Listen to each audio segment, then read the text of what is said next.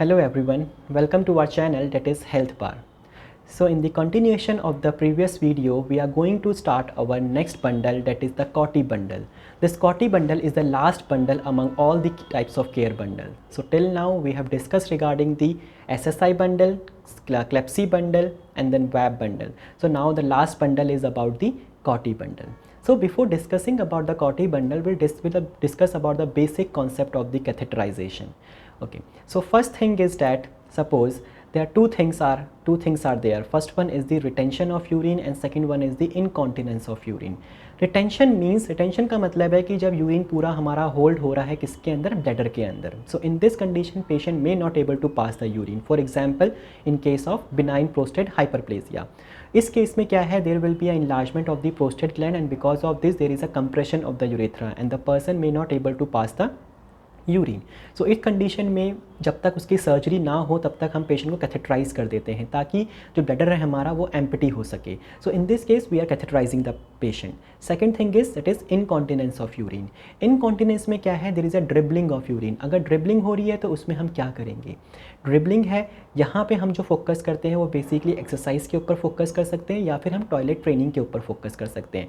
जैसे कि for example हम दो चीज़ों का एग्जांपल लेते हैं. First one is the stress incontinence. Stress incontinence की जो प्रॉब्लम होती है वो कॉमनली फीमेल्स में देखने को मिलती है आफ्टर द चाइल्ड बर्थ.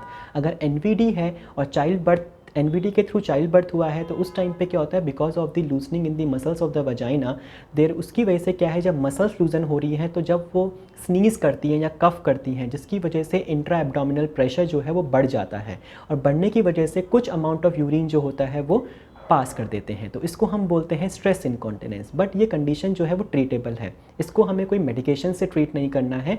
इस कंडीशन को हम ट्रीट करते हैं with the help of the kegel exercise.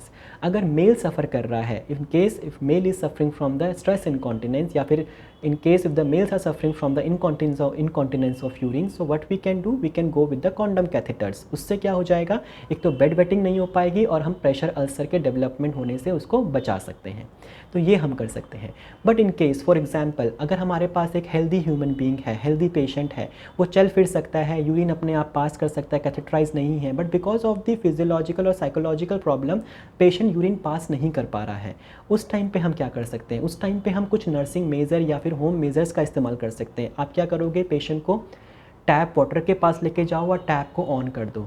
So because of the sensation of the water the person may pass the urine. तो उसके सेंसेशन की वजह से क्या है, जो पेशेंट है वो यूरिन पास कर जाता है. एक एग्जांपल देता हूँ मैं आपको, जैसे कि छोटे बच्चे होते हैं जब उनको माँ सुसु कराती है तो वो एक साउंड निकालते हैं. So with the help of sound only जो पर्सन है, जो चाइल्ड है, वो यूरिन पास कर देता है. हम वाटर पार्क्स में जाते हैं, कितनी बार यूरिन पास कर देते हैं वाटर पार्क्स में.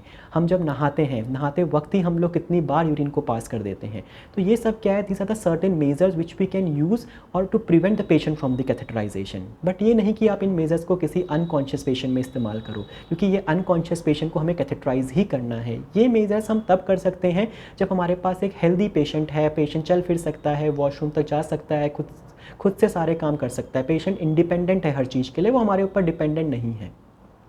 तो ये एक बेसिक क्राइटेरिया है हमारे पास डेट इज़ कैथेटर का. अब हम बात करते हैं हमारा डेट इज़ कॉटी बंडल का. कॉटी की जो फुल फॉर्म है वो है हमारे पास that is catheter associated urinary tract infection. अब कॉटी जो है या फिर यूटीआई की जो हम बात करते हैं, यूटीआई की प्रॉब्लम जो है मेल एंड फीमेल दोनों को ही होती है. बट फीमेल्स जो हैं वो ज़्यादा प्रोन होती हैं यूटीआई के एज़ कम्पेयर टू मेल्स.